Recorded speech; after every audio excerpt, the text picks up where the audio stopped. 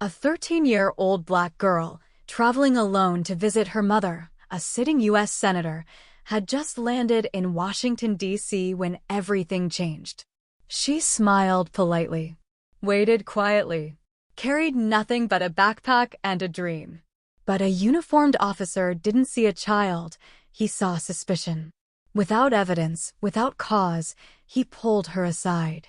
Accused, interrogated, humiliated her. And then, just minutes later, he realized the truth. She wasn't just anybody's daughter. She was the senator's daughter. What happened next would ignite a storm that no one saw coming. My career ended. A system exposed. And a young girl's courage sparked a movement for change. Stay with me, because this story is one you need to hear. Before we begin, comment below and tell us where in the world you're watching from. And if you believe children deserve safety over suspicion, hit that like button, share this story, and subscribe for more. It was just an ordinary flight. Until justice took off. There is a peculiar ritual in America, the way we send off our children, not into the arms of freedom, but into the guarded gate of its illusions. The airport, for all its gleaming glass and whispered announcements, is not merely a terminal. It is a threshold. Between innocence and suspicion. Between being seen and being watched. 13-year-old Faith Carter stood quietly at Gate P20 in Atlanta, tapping the toe of her white sneaker against the cold tile. Her backpack was heavy, not just with books and snacks, but with expectation. She was the daughter of a senator, yes, but also a black girl in America. And even a senator cannot shield her child from what this country sometimes believes about black children, that they are suspicious before they are seen, guilty before they are known. Faith wore a gray hoodie with a Marvel logo stretched across the front. Her mother, Senator Monique Carter, had tucked a cardigan inside her carry-on, folded neatly beside a handwritten note. Even when we're apart, it read, "You carry my name." And that name carries weight. That was Monique's way, elegant but fierce, teaching her daughter not to be afraid of her name in a room full of people who'd rather forget it. Faith had flown alone before, and she knew the rhythm. Check the gate, find the seat, avoid eye contact with the people who stare too long. But something about today felt off. Not the way the gate changed at the last minute, or how the kiosk glitched. No, those were inconveniences. Faith had learned to expect inconveniences. What stirred beneath her ribs was something quieter, harder to name. A kind of waiting, not for a plane, but for the moment the world would remind her she didn't quite belong. Still, she smiled when a kind old woman, Harriet Moore, helped her lift her bag into the overhead bin. There was grace in that gesture. A memory passed between them, though they hadn't spoken of it. Harriet had known bus rides before freedom rides had names. She had seen a different America, one that wore its cruelty on its sleeve. And yet here she was, placing a bag in a bin, like it was any other day. They sat side by side, Harriet speaking gently about her grandchildren. Faith nodded, polite but quiet. It was how she moved through the world, visible but not loud. She sipped her ginger ale with small hands and large eyes, the hum of the engines easing the tightness in her chest. When the plane lifted from the Georgia tarmac, Faith imagined the map in her mind, the curve of states, the rise of clouds. She imagined her mother waiting in Washington, perhaps in heels and a blazer, with that no-nonsense expression she wore when addressing reporters who thought their questions were sharper than her facts. Somewhere over the Carolinas, turbulence struck, not the mechanical kind, but the human kind. It arrived wearing a badge, fastened to the belt of a man who did not smile. He moved through the aisle like a storm with a uniform, eyes scanning for something. Or someone. Faith watched him speak to a black man in a business suit 3 rows ahead, accusing without words, judging with posture. That man, whoever he was, held out identification. A wallet, an ID, perhaps even credentials. It didn't matter. The officer's eyes didn't blink, and his voice, though low, carried a charge that snapped at the edges of respect. Faith leaned away, back against her seat. She didn't know what crime had been committed, but she had seen this scene before. Not in real life. In history books. In viral videos. In family stories told in the quiet after church. She looked at Harriet, whose lips were thin with concern. "That officer," Harriet whispered, "ain't here for peace." Faith said nothing, but in her heart, a silent pact was forming. If they came for her, she would stay still. She would not cry. She would remember her mother's words, "You carry my name." It is important to say, to those who may not understand, that this story begins not with confrontation, but with a mood. An atmosphere. The way a girl with brown skin feels her safety shift in the air. She had done nothing, but she knew enough to brace herself. The officer returned to the front of the cabin eventually, skull intact, leaving behind a trail of discomfort. Passengers looked away, resettled their earbuds, and returned to their snacks. America, too, has a way of returning to its comfort when the worst happens to someone else. Faith stared out the window. Beneath them, the country stretched in patchwork fields and cities. It was beautiful. It was indifferent. And the flight continued. For now, the air inside the cabin had returned to something resembling calm, but calm is not peace. Especially not in America. Calm is a costume the country wears when it wants to be seen as civilized. Peace, real peace, requires justice. And justice, as young Faith Carter would soon learn, often takes the long way home. The flight glided above the eastern seaboard, but Faith's thoughts were earthbound. She was trying not to think about the officer. About the way he had moved, slow and deliberate, like a man hunting truth in the shape of his own suspicion. She sipped her ginger ale, hands slightly trembling. It was the small things that betrayed fear, the tight grip on a cup, the sudden awareness of breath. Harriet more noticed. She was old enough to know when a child was pretending to be all right. "You've done nothing wrong," Harriet said, barely above a whisper. "Don't you forget that." Faith nodded, but didn't answer. It wasn't that she didn't believe Harriet. It's just that the world rarely agreed. The plane hit another mild patch of turbulence, but this time, no officer appeared. Instead, a different kind of storm was building, quiet and procedural. The kind where whispers carry authority and glances carry judgment. Two flight attendants conferred near the galley. One of them looked back, directly at Faith, then turned away quickly. The other made a note on a tablet.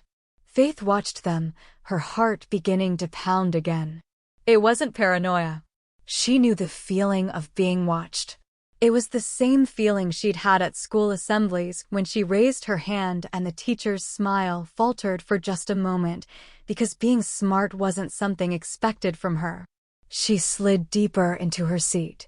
Harriet reached for her hand and squeezed it gently. "They're scared of what they don't understand," she said. "But you must never let them make you feel small." Faith wanted to believe that. But she also wanted to disappear, not because she was ashamed, but because being visible sometimes meant being vulnerable. Especially when you look like someone this country has already decided to mistrust. When the plane began its descent toward Washington, the lights dimmed and the seatbelt signs blinked on. Passengers stirred, checking phones, brushing crumbs off tray tables, straightening hair and jackets. To the untrained eye, it was the normal choreography of a flight's end. But Faith felt something tighten again. And then she saw him, the officer from earlier, standing now at the front of the cabin. His arms were folded, his eyes fixed on the crowd of passengers rising to grab their bags. His jaw was locked, his presence rigid and unsmiling. He wasn't just watching, he was waiting. This was no routine. This was a theater. The plane came to a halt at the gate. The pilot's voice crackled overhead, cheerful and distant, thanking everyone for choosing American Airlines. The irony, Faith thought bitterly, was almost cruel. As the aisle filled with bodies and bags, Faith and Harriet stood together. The old woman helped Faith retrieve her carry-on, then whispered, "Stay close to me." But before they could step into the narrow aisle, the officer moved. Not toward a threat. Not toward a problem. Toward Faith. "You," he barked. "Step aside." A hush fell over the surrounding passengers. Harriet's voice cut through, firm but calm. "Excuse me, officer.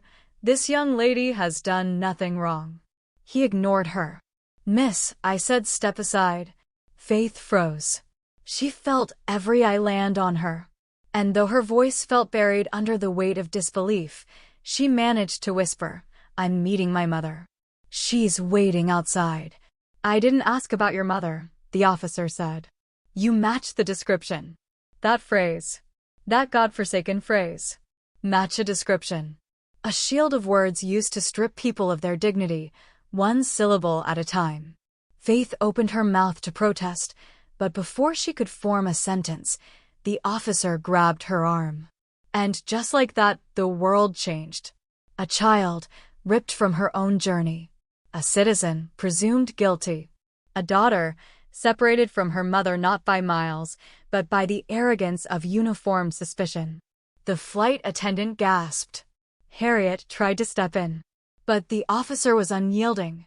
People began to speak, but no one moved. That's how it always begins, with disbelief.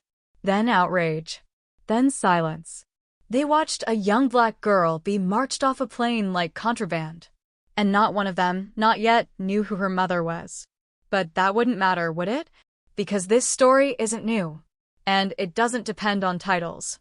It's been happening in waiting rooms, in classrooms, on sidewalks, and now here, 30,000 feet in the air.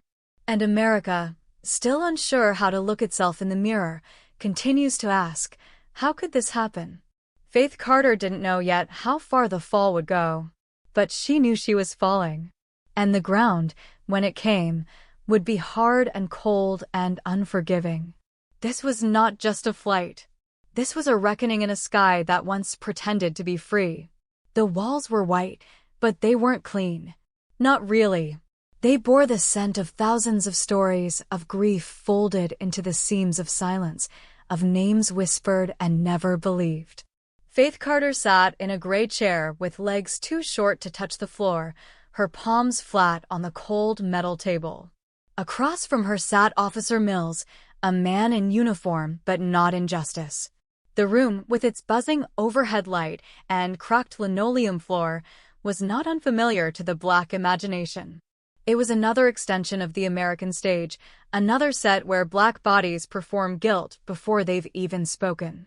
Faith was 13. But he did not see 13. He saw hoodie. He saw brown skin. He saw something the world had told him not to trust. And what the world whispers to men like him, men who confuse suspicion with duty, becomes a sermon. One they preach with handcuffs, with questions posed not in search of answers, but to affirm a conclusion already drawn. "Who packed your bag?" he asked, without looking up. Faith blinked. "I did." He scribbled something. "And what did you say your name was again?" "I told you, Faith Carter." He leaned back, eyes narrowing. "So you're saying you just got on a plane, flew across the country by yourself, and nobody thought that was strange?" She hesitated. "I've flown alone before." "My mom." "Your mom," he interrupted, voice curdled in sarcasm. "The senator." Faith nodded, her lips trembling. Mills chuckled without humor. "You got any proof of that?" I tried to call her." He slammed a palm on the table, not to frighten her, but because that's what men do when they've lost their grip on truth and need to make noise in its place. "Listen, kid. I got a tip about a black girl matching your description, possibly trafficking something, acting suspicious, sitting in 21F. Guess what? You're in 21F. So you tell me, what am I supposed to think?" She blinked, stunned. Maybe the tip was wrong? And there it was.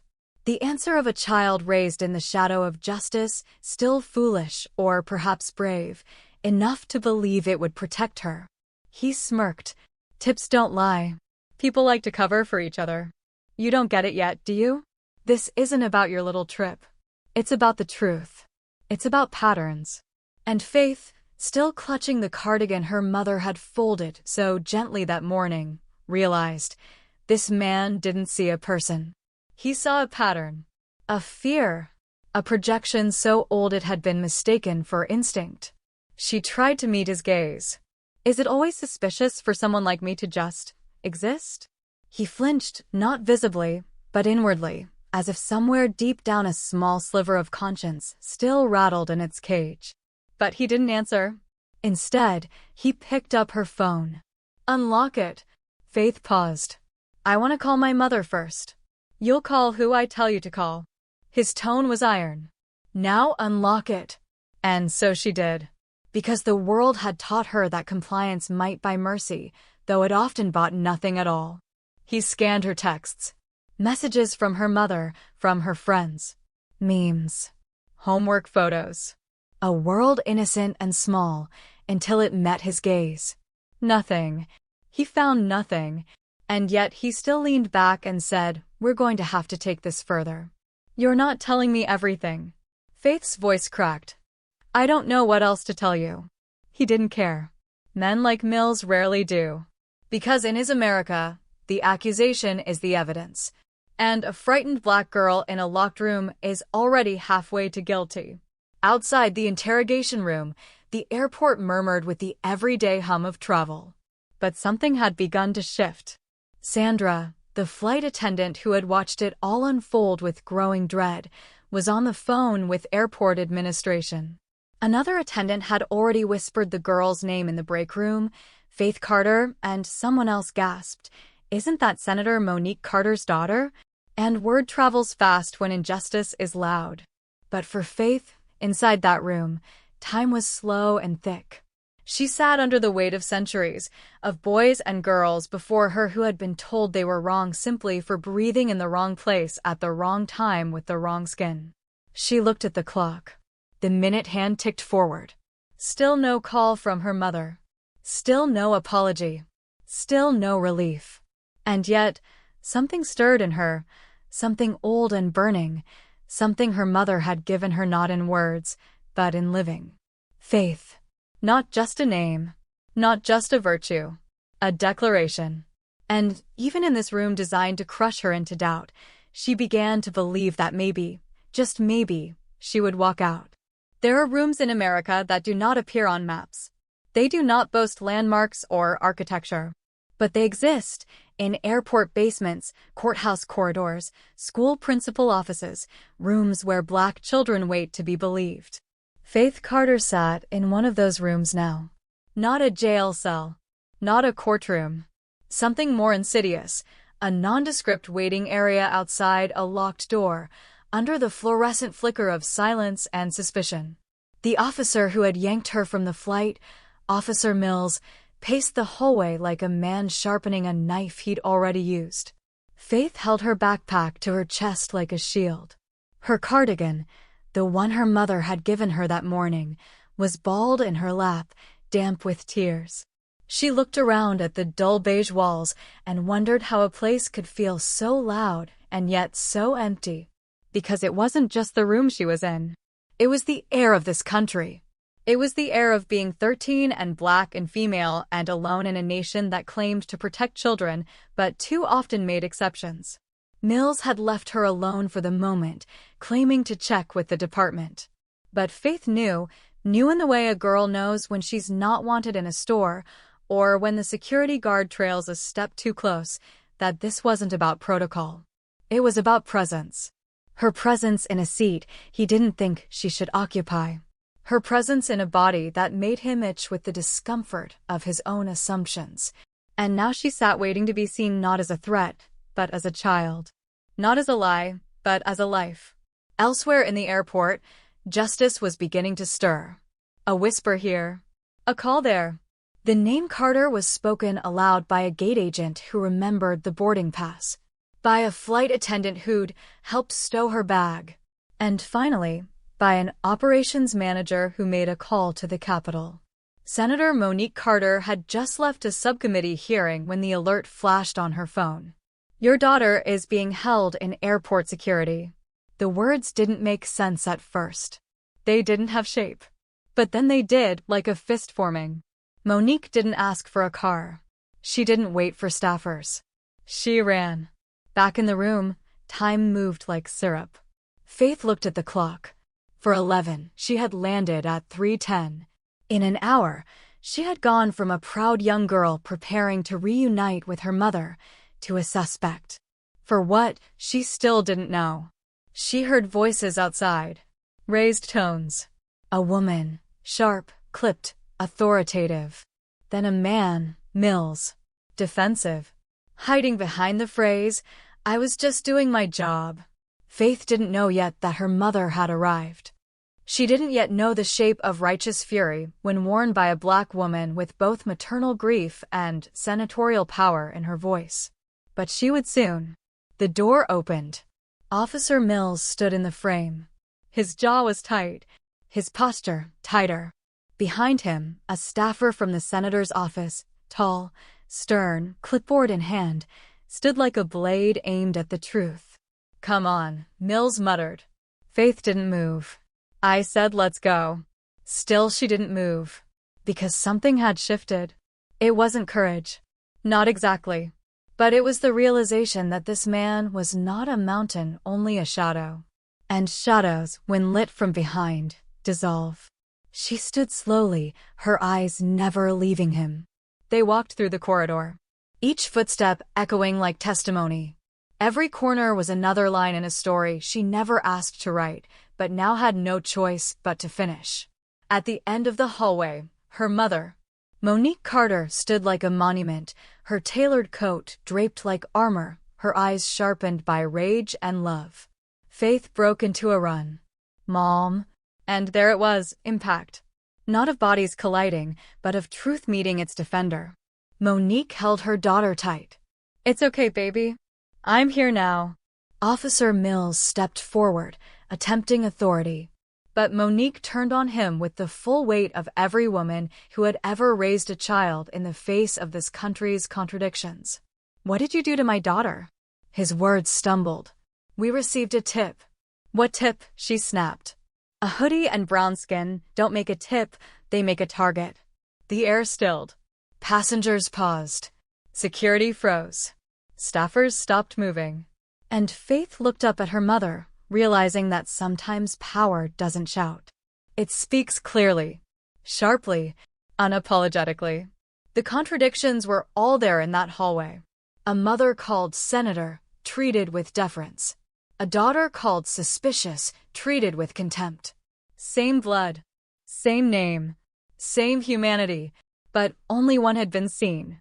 For now, the chapter closed not with handcuffs, but with a promise.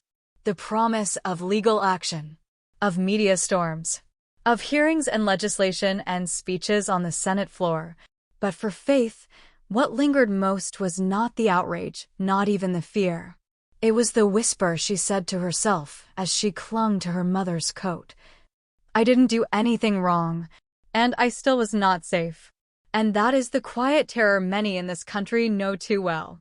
The question is, who among us is willing to hear that whisper and finally, call it a scream worth answering? There comes a time, you see, when the lie becomes too large for the room. And in that moment, it begins to sweat. Officer Mills was sweating. He stood in the hallway of the airport security wing, flanked by silence and scrutiny, his badge gleaming like a worn-out alibi. Behind him, the senator's daughter, a 13-year-old girl whose only weapon had been her skin and her silence, had just been pried from his custody. In front of him, Senator Monique Carter was not raising her voice. She didn't need to. Her presence was enough. The hallway had already taken sides. But the problem was never just the hallway. It was the country that built it. Faith stood with her mother now, holding tightly to her hand, her eyes red but steady. She had cried. She had feared. But she had not broken. Not completely. Because Black children in America are taught how to bend without snapping. They are trained in the art of surviving indignity with grace their oppressors will never understand. The terminal had become a theater. People watched. Cameras peeked from behind coats. A few airport staff lingered, pretending to read charts. But their ears were tuned to the temperature in the air, the moment a powerful woman demands answers from a uniform that had grown too used to being the final word. You had no warrant. No probable cause.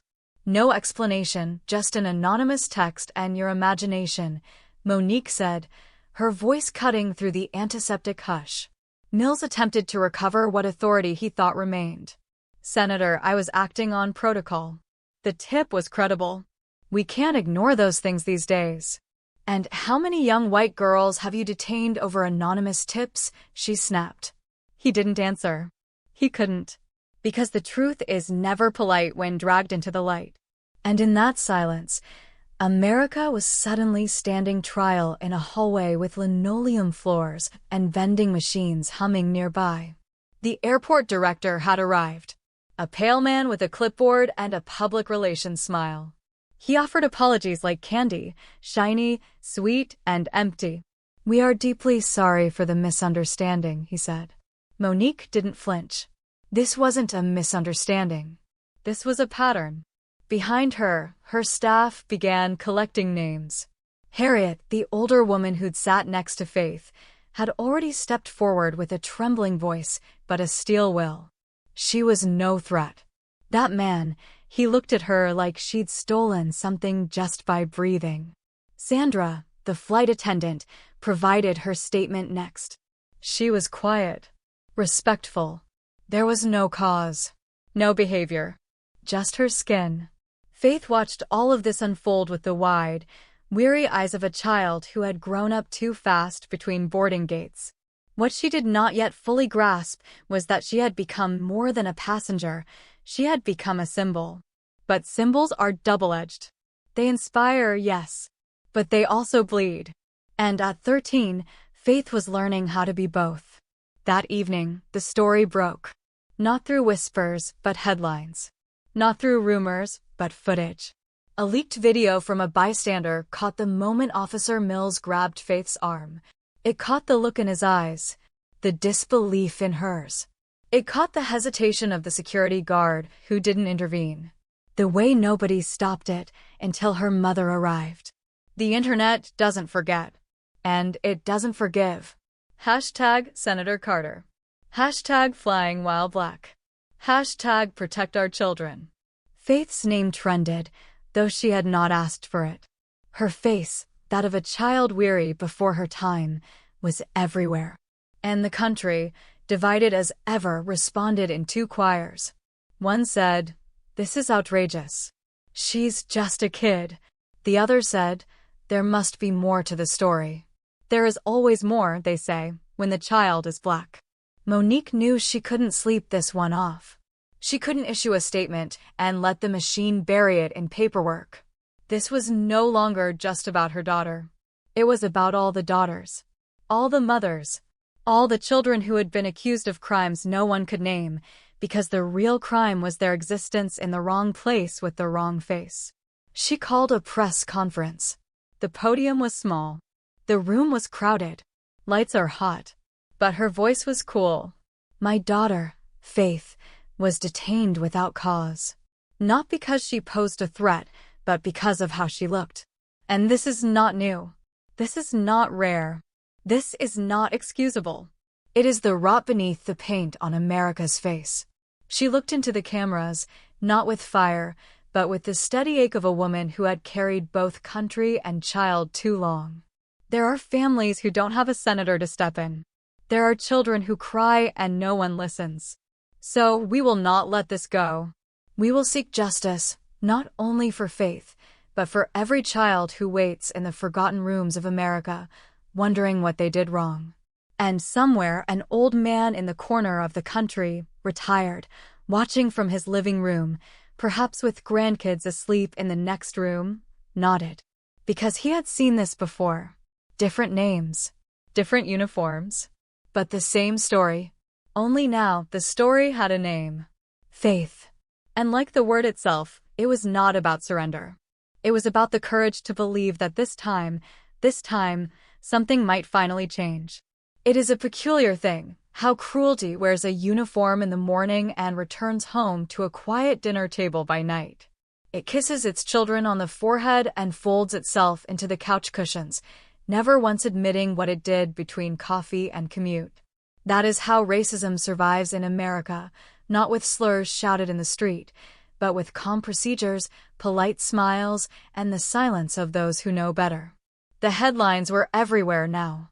Senator's daughter detained mid-flight. Cable news ran looping footage. Talk shows debated both sides. Social media, the new town square, demanded justice with one breath and denied it with the next. But behind the noise was something far more dangerous than outrage: institutional stillness. You see, when a nation is confronted with its sins, it doesn't repent. It reorganizes. Senator Monique Carter had filed a formal complaint. Her legal team submitted evidence. Faith's school counselor arranged sessions to help the girl navigate the tidal wave of attention. But at the heart of the matter stood a wall, paper-thin but steel-strong: the process. And behind that process stood men and women who had worked in the same chairs for decades, who believed themselves to be fair-minded, honest, just. They would smile when speaking of equality and tighten their grip on the wheel the moment someone tried to steer toward it. The airport authority convened a review board. A word like review sounds harmless, clinical, even. But in rooms like these, it is code for delay. It is the stall tactic of empires. The weapon of the guilty who prefer to call themselves careful. Faith was not invited to speak at this hearing. Neither was Monique. Instead, Officer Mills was called in quietly, without media, without tape recorders. He was told, unofficially, that things had gotten out of hand, and he should be patient. Let the noise pass. Stay quiet. But the noise did not pass, because what they failed to understand was that Faith's story was no longer just her own. It had become a mirror, and every family watching saw themselves reflected in her fear. Every grandmother remembered a time they were told to sit still and stay quiet. Every retired teacher who had seen a young black student wrongly punished, every former bus rider, every war veteran turned mailman who had been called boy by someone they outranked in dignity, all of them knew the look on Faith's face. They had worn it themselves. Meanwhile, the internal investigation dragged on. The system did not move fast for children. It never had. Monique requested transcripts. She was told those were confidential. She asked to submit additional witness statements. They told her the window had closed. She asked for the officer's body cam footage. There was none. He hadn't worn one. A system designed without memory is always ready to forget. One afternoon, Monique met with a senior official at the Department of Transportation. A friend. A fellow black woman who had risen through the ranks, carved from the same stone. "I've tried everything," Monique said, her voice hollow. They nod. They agree. And then they stall. Her friend leaned forward. "You already know what this is. They're hoping you'll let it fade." Monique nodded slowly. "But this time I won't." Her friend gave a small, knowing smile. "Then you need more than facts. You need momentum. And you need the people." So Monique went back to the people. She held town halls. She told Faith's story in black churches, community centers, and veteran halls filled with elders who had long seen the face of injustice. And the more she spoke, the more stories came pouring in. An older man in Montgomery stood up and said, "They pulled my grandson out of class and searched his bag, said he looked suspicious. He's 11. A retired nurse in Chicago said, "They followed me in the store, said I matched a description." Of what, they never said. A mother in Oakland, weeping, "They slammed my son on the hood of a cruiser. All he had was Skittles in his hand." And all the while, Faith watched, listened, learned. She read her mother's speeches. She sat in the back of those rooms, hearing the same grief in different voices. She stopped asking why me and started asking how many. At 13, she was coming into knowledge that no child should have to carry. But she carried it with dignity. Then came the letter. Stamped from the Office of Professional Standards, it claimed that after a thorough review, Officer Mills had been found in compliance with standard procedures. Monique read it aloud. Faith stared at her mother. What does that mean? Monique folded the letter slowly. It means, she said, they think what happened to you is normal. And that, dear reader, is the coldest truth of them all. That the system does not consider it wrong. It considers it routine. But routine injustice is still injustice. And what's ordinary in one generation can become unthinkable in the next if someone refuses to accept it. Faith was now that someone. The walls may have held for now, but the cracks had begun to show. Because when a child looks at her country and says, I deserve better, and that child is heard, the lie begins to sweat again. There comes a moment in every country's reckoning when the stage is set, the actors are summoned, and the curtain rises not for a performance, but for a trial of the nation's conscience. This hearing, called to investigate a police officer's conduct, was never just about flight protocol. It was about power. It was about the weight of uniforms and the lightness of certain people's grievances when held up against the gravity of others' lived experience. It was about what we choose to excuse and whom we are too afraid to hold accountable. The room itself was gray and sterile. It bore the same scent as every municipal space meant to intimidate without ever raising its voice. Faint coffee, stale air, paper, and control. There was a clock on the wall, ticking with judicial indifference. There were flags, American and state, standing like silent sentinels behind the dais. But none of these things were as powerful as the woman who entered the room with her daughter. Senator Monique Carter walked into that hearing chamber not with rage, but with resolve. And Faith, 13 years old, quiet, thin-shouldered, walked beside her with the grace of every child who's been made to grow up in a hurry. The press had been kept outside, but their presence lingered like electricity in the walls. Everyone knew what this was. A child detained. A mother powerful. A country unsure whether the badge, or the girl, was the one who needed protecting. Officer Mills sat at the long table across from them, flanked by a lawyer and the kind of smirk that comes from years of getting away with it. He still believed this would pass. That they'd talk it out, write it up, and he'd walk out with a reprimand and nothing more. The chair of the Oversight Committee, a white man in his 60s with hands that fidgeted more than they wrote, cleared his throat. We're here today to address the incident involving Miss Faith Carter. Officer Mills, you are entitled to representation. Senator Carter, we understand you are representing your daughter as both parent and complainant. Let's begin. Monique did not hesitate. She stood, adjusted the microphone. My name is Monique Carter. I serve as a senator of this country. But today I stand not in office, but in motherhood. I stand for a child who was detained, interrogated, and humiliated not because she committed a crime, but because someone could not imagine her innocence. Gasps were not allowed in the official transcript, but they existed nonetheless. Mills's lawyer objected. This is grandstanding. The chair held up a hand. Let her speak. Monique continued. What happened to my daughter is not an isolated incident. It is a symptom of a system where suspicion has a skin tone, where a black girl alone becomes an equation no one trusts until a badge intervenes. She turned to look at Mills. You weren't keeping the plane safe. You were keeping your assumptions safe. Mills's lawyer stood. He tried to redirect. The officer received a tip. He followed protocol. Faith, for the first time, raised her hand slightly. May I say something? The chair blinked, caught off guard. You may. Faith spoke softly, but clearly. I was scared. I didn't know what I had done wrong.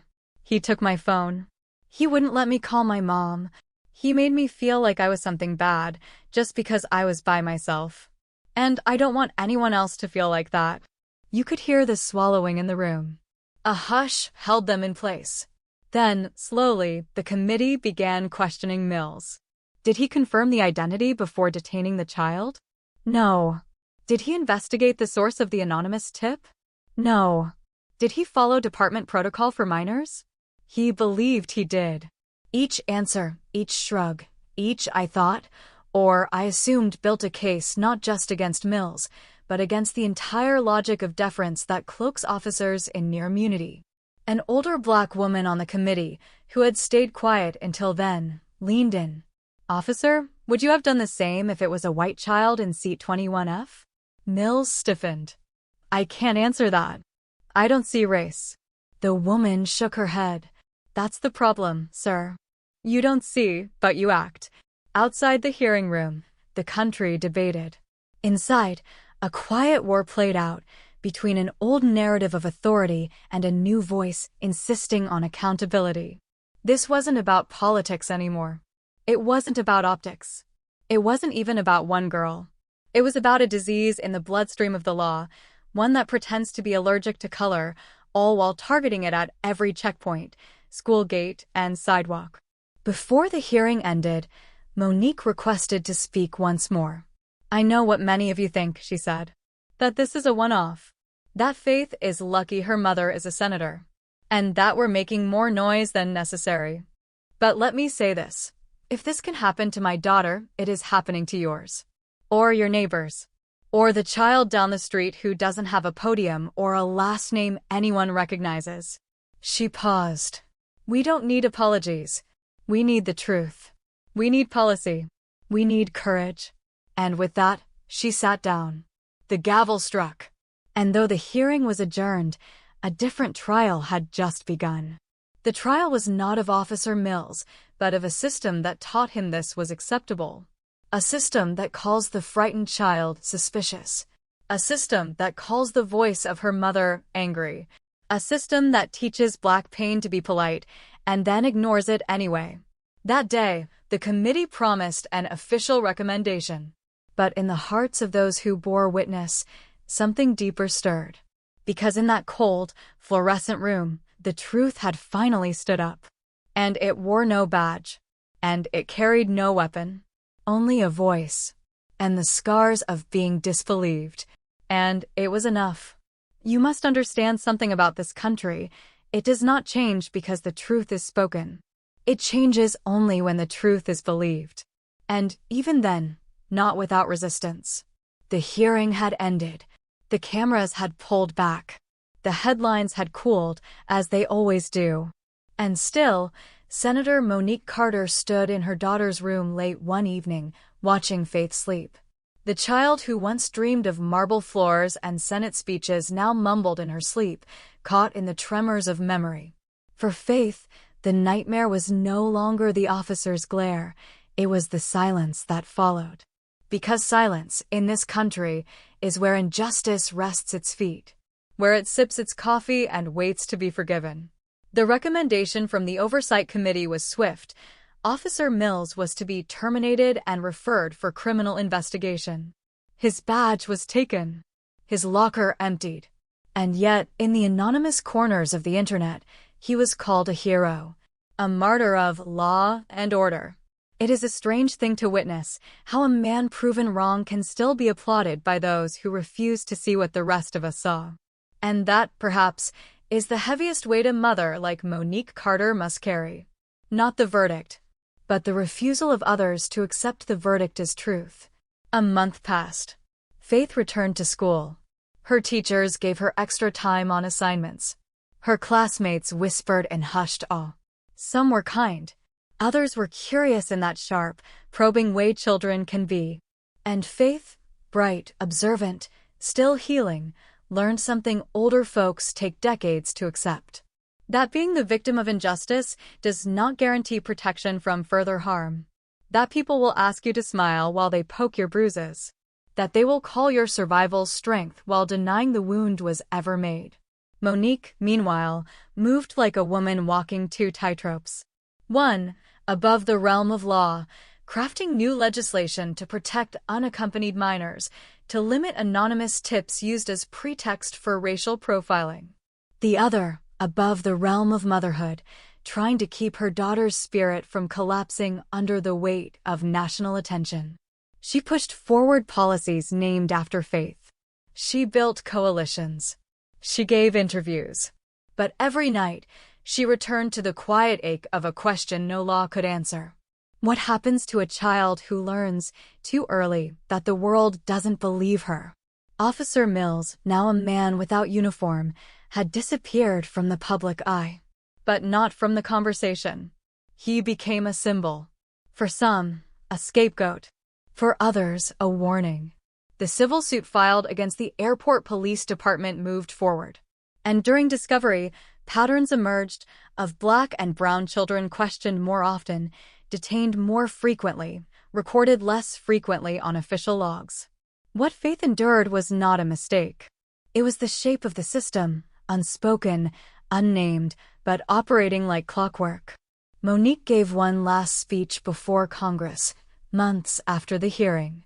She stood before her peers, not just as a senator, but as a mother who had nearly lost her daughter to a quiet kind of violence.